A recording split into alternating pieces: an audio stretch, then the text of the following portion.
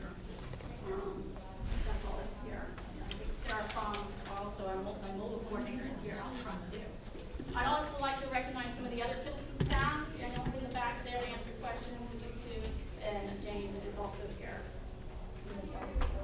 That's everybody. And a special thank you to some elected officials that have shown up. Mayor Meehan from the City of Melbourne, thank you very much for coming. And Councilwoman Betty Moore, thank you also for coming. And we have council member yes, Debbie Thomas. I recognize you from the Helmand Street meetings. So, yes. Yes, thank you very much. I appreciate you coming this evening. So I'm just going to go over real briefly, in a couple minutes, an overview of our transportation planning process to give you an idea of how we do transportation planning projects. Then Travis will get up, present the presentation of the preferred alternatives, and then we'll finish after that. We'll break and have the open house segment. So transportation project processes take a long time. We utilize a process that is bottom up. We go out to the public, we see what they want. It is not fed down to you. We identified a couple of years ago, the county came to us, they said, we're going to be resurfacing Aurora Road. What other improvements can we include when we resurface it that will enhance the facility for all users? So they asked us to do a planning study. The TPO, as I mentioned, the Transportation Planning Organization that I work for, we utilize federal and state dollars only, not local funds, to implement transportation projects here in Brevard County. That is usually on your major corridors. We also do sidewalk studies, we do safety studies, but you'll mostly see us on your major roadways. We are not the people that are out there actually building the projects. We're the planning agency. Everything starts with us, and then eventually it will go to the jurisdiction that is responsible for the roadway to actually implement, design, and construct your projects. Is that okay? Excuse me. This arrow's popping up on the computer. After the planning study is completed in the next month or two, we will also need to go through a design phase. So the alternatives that we've identified will have to be designed. If right-of-way is needed, a lot of times that will be the case. This particular project, we have stayed away from needing an additional right-of-way so we can get something done with the resurfacing. But that would add an additional 1.5 to 2 years, depending on the length of the project, and then you get to construction. That's for this particular project. The majority of the transportation planning projects that the TPO does take anywhere from 8, 15, I've seen 20 years. Anybody who uses the Pineda Causeway is a good example. That was 20 years in the making. So we don't do things overnight. This particular study, we started this last year, as I mentioned. We have data collection, find out what was going out in the project and in the field. At the beginning of the project, we came out last May, had our first public meeting, said this is what we're seeing. What do you need? What's your concerns? What's your issues? We took all that and developed different alternatives, came back to the public in November.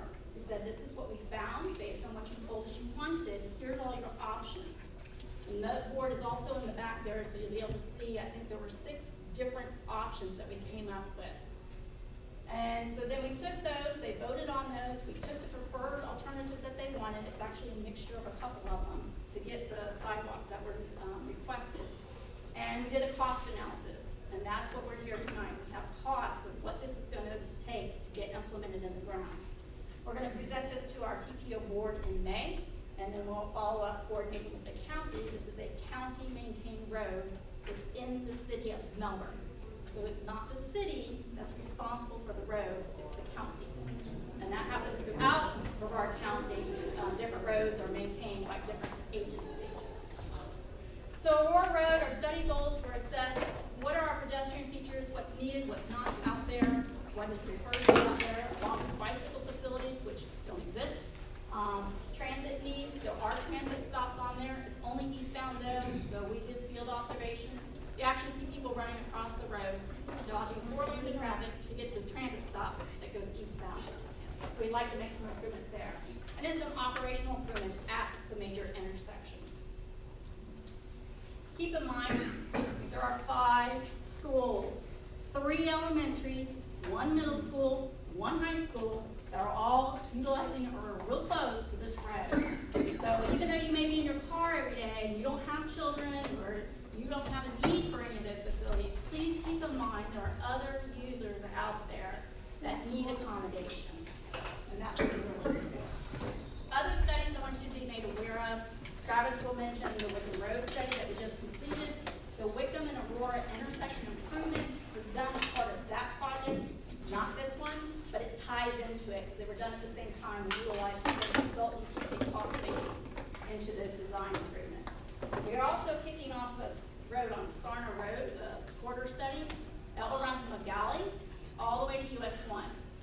Anticipate having a public meet sometime in April. So we'll be looking at that quarter also. So don't forget, finishing up, please, I hope you picked up a comment feedback form. They were out front. If you didn't get one and would like one, let me know or any of the staff. Visit our boards afterwards.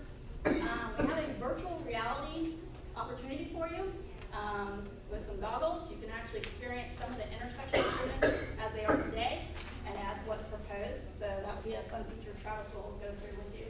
And we have some text sheets also, some information and some brochures for you to learn more about what's being proposed on this roadway and how to improve the facilities for all users.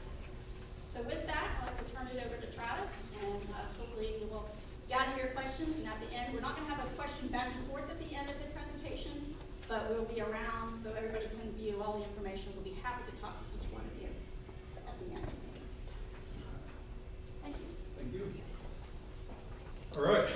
Good evening, everybody. Thank you for spending this Thursday evening with us. I hope that everybody got here okay. I think I got here like 5 minutes before the wreck that occurred right here at the opening. So fortunately, I wasn't caught in it. A few other folks were, so glad everybody got here safe.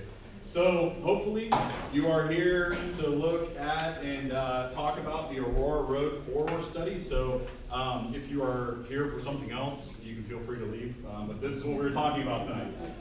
So as Laura mentioned, this is the third public meeting. Agenda for I'm going to talk about very briefly. Study schedule, we'll go through kind of the overall project and where we're at today. We'll discuss the issues and opportunities, what led us to our preferred alternative. Talk a little bit about future conditions, complete streets elements, why are we doing the things that we're doing along the corridor. And then we'll discuss short-term and then the kind of preferred alternative along this corridor. And then finally wrap it up with next steps and schedule. So, as most of you know, if you're here at this meeting, you either drive along Aurora, live along Aurora, or know it very, very well, or all of the three. So, we're looking from Wycombe Road on the left-hand side down to Stewart Avenue on the right, not to be confused with Stewart Road / Commodore Boulevard. So we're going one Stewart past that. Purpose of the study, this is the first phase of the transportation development process. We're looking to get into alternatives that explore pedestrian, bicycle facility enhancements, looking at transit enhancements, improving safety, and also traffic flow along the corridor. The purpose of the meeting today is to present that potential preferred alternative. And so what you'll see on the boards, as some of you have mingled before the meeting, we've laid out what that preferred typical section would be along the corridor so you can visually see what it would look like at different spots along Aurora. We do have one location where we have a couple alternatives, and that's at Croton, and I'll discuss that here in a little bit.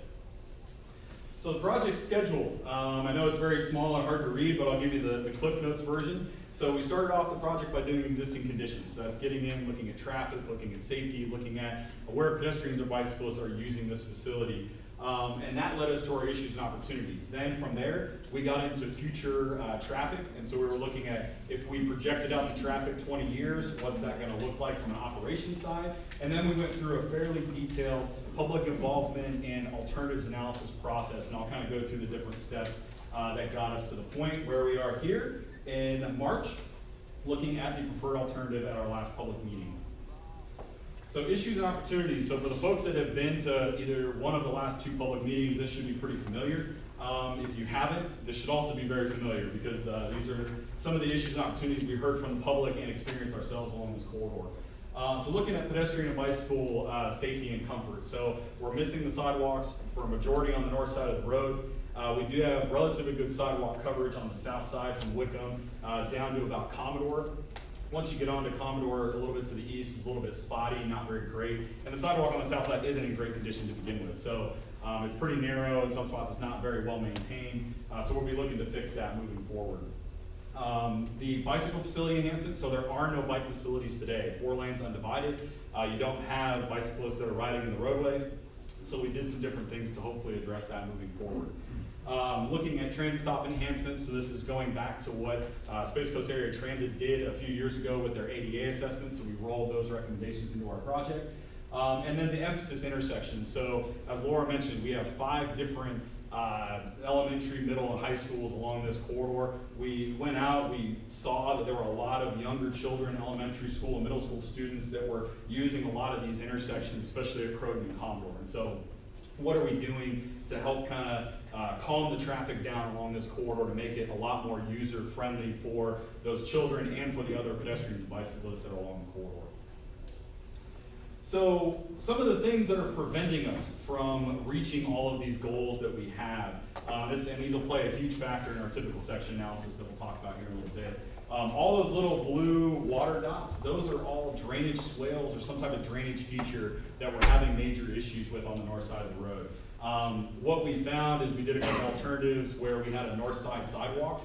We were seeing that the cost to fill in those ditches, add the sidewalk, just increased astronomically. And so we'll show a little bit about that kind of comparison when you're looking at that north side sidewalk here in a little bit. We also had left turn crash and angle crash emphasis areas. So when you're on a 4-lane undivided roadway, you're in that inside lane, you're trying to turn left onto Lansing Street or one of the other crossroads, you're kind of a sitting duck, right? Because you're just stopped in the middle of the road, everybody's going 40, 45, 50 miles an hour. They don't really see that you're gonna stop, or they don't know you're gonna stop, and they're trying to whip around you, and there's a lot of conflicts there. So we recognize the safety issues and implications that come with what's out there today, and we tried to address that moving forward. So on to the future conditions analysis. So what we want to do is, and I'll talk a lot about kind of a road diet, lane elimination type concept, which is what you saw on the boards back there. What kind of led us to that point was first an operational analysis. So we're not going to go out and propose something along the corridor that's just not going to work from a traffic perspective. Even as much as, we really want to have a complete streets corridor, but if we saw that traffic volumes were 30,000 cars a day that are matching what's out on Wycombe Road, there's just no physical way that we could narrow the lanes down and one in each direction and actually get that to work. What we did see, however, is that those traffic volumes are around 12,000. So you're talking about a third of what's on Wycombe Road with the exact same number of lanes in each direction. So what we were seeing is we had a lot of excess capacity there in terms of being able to do something in terms of lane elimination. And I'll talk a little bit more about the operations. We did travel time runs to see how that would affect the traffic, and I'll show you those impacts that we saw. So future build alternatives, a little bit on complete streets. So why are we doing what we're doing? And a lot of this information is presented on boards over by the virtual reality station. So I'm gonna go through these very quickly, but we're trying to create a corridor that pertains and is designed for all roadway users. And so right now, Aurora Road is designed for vehicles. That's just the plain and simple fact of it. So what are we going to do to try to facilitate those bicycle and pedestrian movements along the corridor while also emphasizing transit safety as well? So one of the ways that we could do that is a lane elimination. I know that people don't like that term. We like to use road diet. Seems to resonate a little bit better. But the most common type of road diet projects are 4-lane undivided roadways, which is what we have on Aurora Road, going down to a 3-lane divided section. And that is with a 2-way center left turn lane. So what you'll see as we go through these is we didn't incorporate medians anywhere, so we're not restricting business access along the corridor. I know that medians also wreak havoc with U-turns as well, and so we didn't include any of those. Based on our last public meeting that we had some concerns about that. But some of the benefits of a road diet. So this is Edgewater Drive in Orlando. My bank is actually along this corridor. I actually live up in Daytona, work in Orlando, commute I-4 every day. It's awful, but I love coming out to Brevard County because it's a lot tamer, it's a lot nicer. So. But this is Edgewater Drive in Orlando. What we saw is the before condition was exactly what we had along Aurora Road, with the exception of the on-street parking. We do not have that. But that after condition, what you can see is that center 2-way left turn lane. You can still make movements on and off the roadway pretty easily, pretty safely. One travel lane in each direction. And some of the stats that we saw from the research that's been done is we had 34% fewer crashes, and the big one is 68% fewer injuries. And that's huge. That's a huge number. In terms of the reduction in crashes. The speeds were relatively lower. You get kind of a traffic calming effect because you get the 1 or 2 people per platoon that drive at the speed limit, maybe a little bit below. And honestly, from what I've seen along this corridor, that may not be a bad thing, especially with all the pedestrians and children and bicyclists that we have out there today.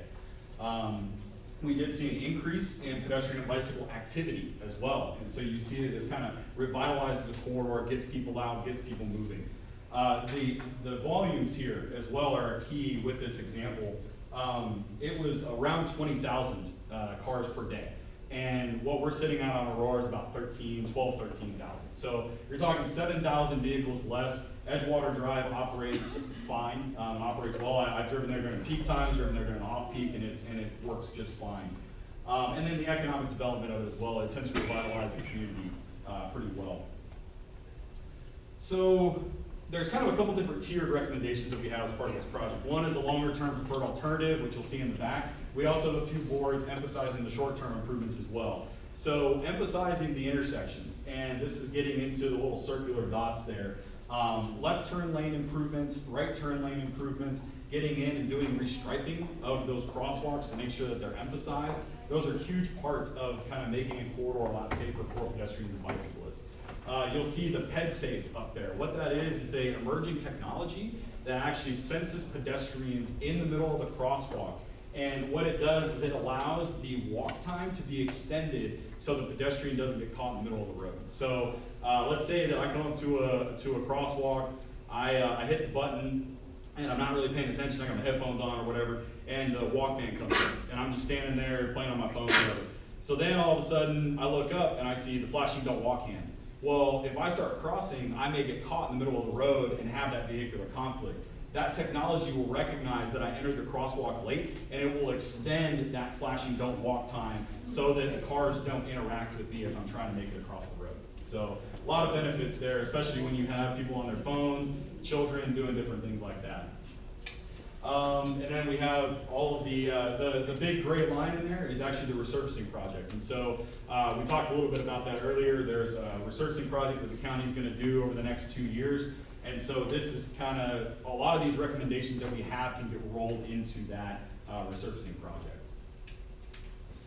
So one more short term. So this is Wycombe Road at Aurora Road. So for those that did not come to the Wycombe Road study that was just wrapped up a few months ago, we had improvements from that study that rolled into this project. One of those being short-term recommendations. And this is looking at emphasizing those pedestrian crossings, adding curb ramps on all four corners of the intersection, and restriping to get those crosswalks. The other part about this, and I'll explain this here in a little bit, is we're going to be doing some different things on this approach for the preferred alternative. I'll talk about that in a second, but there are some different things we're doing on the east leg as well to facilitate the different movements at the intersection for our preferred alternative. And you see that we do have the bus stops there. We're trying to tie into the different bus stops that we have at this intersection and connect those to the existing sidewalk that we have. So roadway improvement alternatives, so kind of moving out of short term, so we identified our issues, we've discussed short-term alternatives, and now what are we going to be doing longer term along this corridor?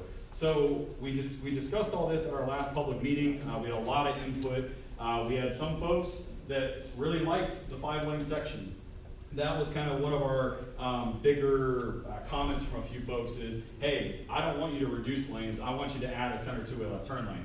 Well, when you do that, you see those little black dashed lines on each side, that's all the area outside that would need right of way. And so if you did a two-way left turn lane down the middle of the road, you would incur a lot of right-of-way costs as part of that project, which would mean nothing would get built in any time soon, right? So those two options, I'll talk a little bit more about the matrix at the end, but these were a few comments, not a whole lot, not the overwhelming majority, but we did look at these two options. So option 3 and 4, these are various, these build on each other. So option 3, which actually became our preferred alternative, essentially keeps the roadway that's out there today. It improves that south side sidewalk, so the south side's on the right hand of the screen. And then what it does, it narrows the lanes down so you have one in each direction, you have that two-way left turn lane, and then you're adding buffered bike lanes along the corridor. So you're emphasizing those bicycle facilities, you're widening that sidewalk on the south side, making that more user-friendly. And then option 4, that goes in and that fills in the ditch on the north side and would add that north side sidewalk. And so as we work through this, I'll show you the differences between these two and why we went with option 3 instead of option 4 for our preferred. And then option 5 and 6, these were just different variations of the previous, and so they all maintain that 3-lane concept. It just has different pedestrian and bicycle facilities on the north or south side. So we have a shared use path, which is a little bit of a wider sidewalk on the north side in option 5. And then option 6, we kind of center the roadway up, reconstruct the whole roadway, add curb and gutter, have a little bit of a buffer with those shared use paths on the outside.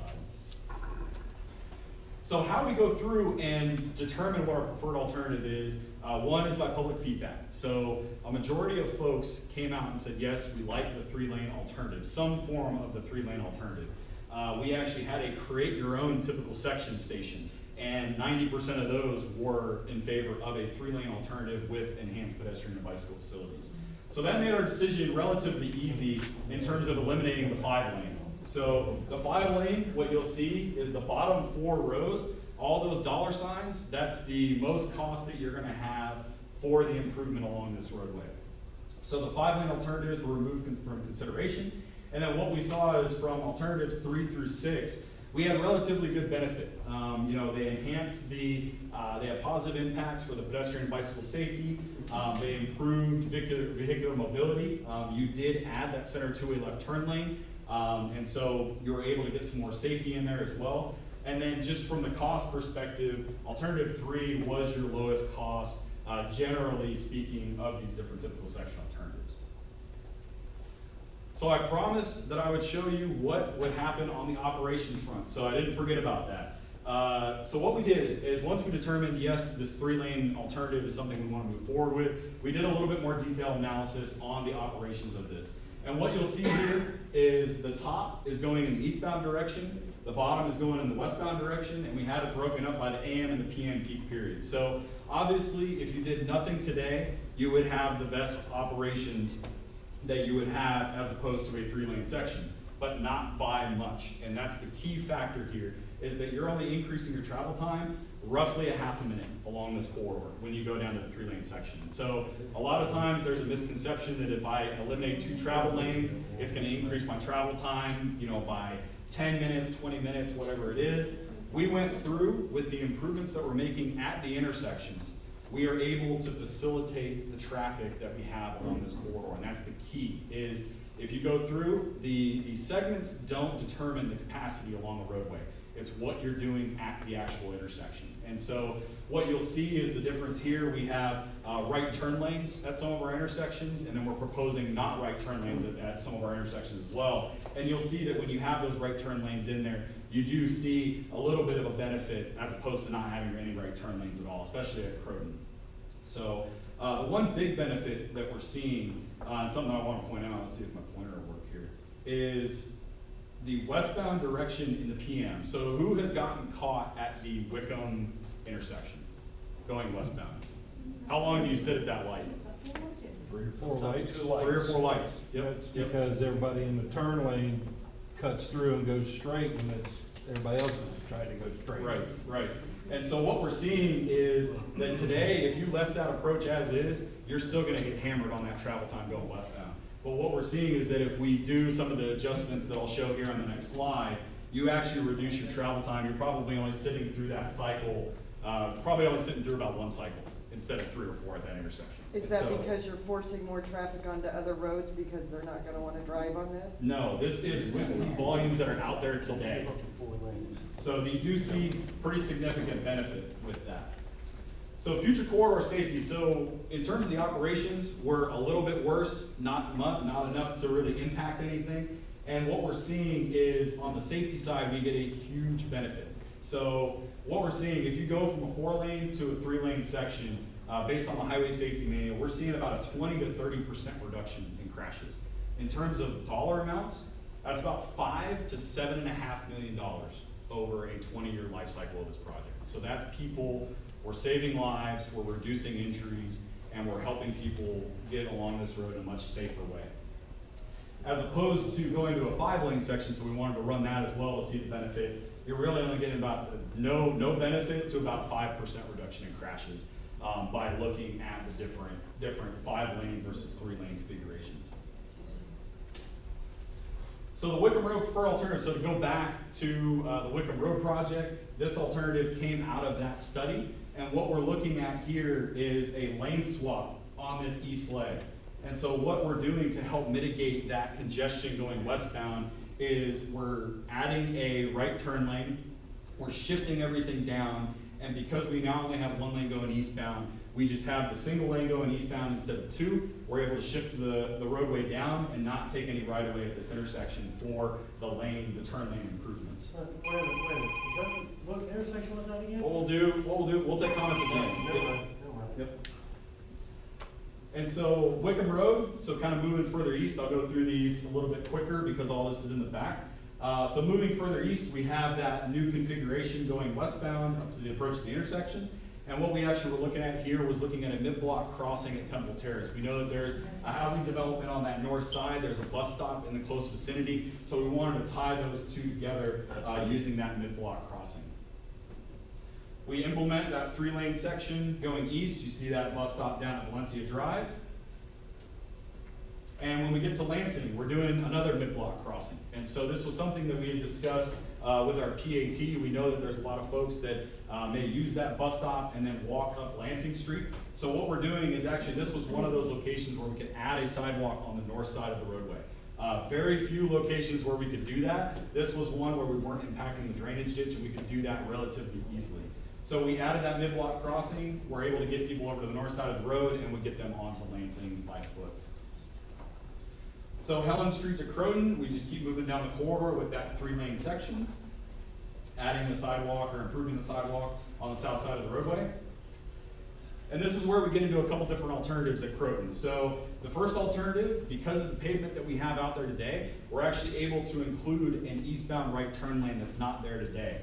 We are maintaining the westbound right turn lane as well. This does give you better operations than the next improvement, which does not have right turn lanes. And so this is one of those intersections where we have trade-offs, right? We add extra lanes. People tend to not stop or do a California stop when they're coming up in a right turn lane to go onto Croton. So the pedestrian safety there may not be as great. But if you go to this situation, you do lose a little bit of that operational benefit, but you do increase your pedestrian and bicycle safety when you're crossing Aurora and Croton Road. So then moving further to the east, Croton to Commodore, same thing, maintaining that 3-lane section with the buffer bike lane, rebuilding the sidewalk on the south side of the road.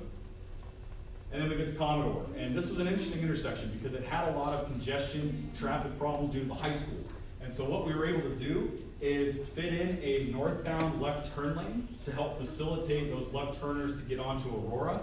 And then we kept the shared through right lane going northbound. We were also able to add an eastbound right turn lane as well at this intersection. The great benefit about doing a 3-lane alternative is we now have natural pockets for left turn lanes.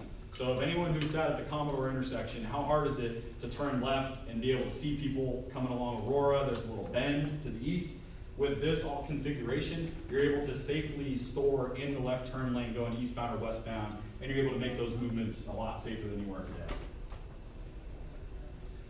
And then moving to the east, this is down to the end of our project. This, I do want to call out, this was our biggest cost.